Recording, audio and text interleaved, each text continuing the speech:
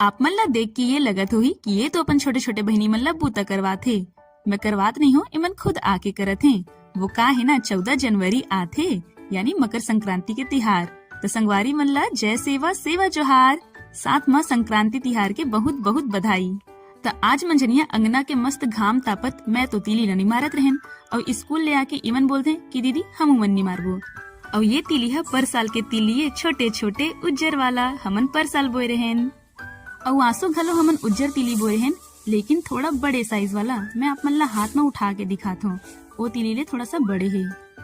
और पता है लड्डू या चिक्की बना के खाना जितना आसान होते ओकर ले भी ज्यादा मेहनत तब लगते जब एकर खेती करे जाथे। खेती तो फिर भी ठीक है, लेकिन निमारे में इतना समय लगते कि निमारत मंझनिया ले संझा हो जाते तब जाके 2-4 किलो निमारे सकथन।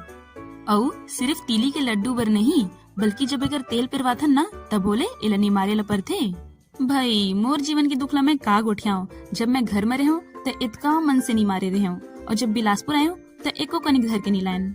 मोला तो बस एक बात याद है, जब हमन निमारत रहन ना तो ये तनु मनुअन जितका के तो निमारत नहीं रहने ओकर ले ज्यादा खवाई में ध्यान देवत रहीन है।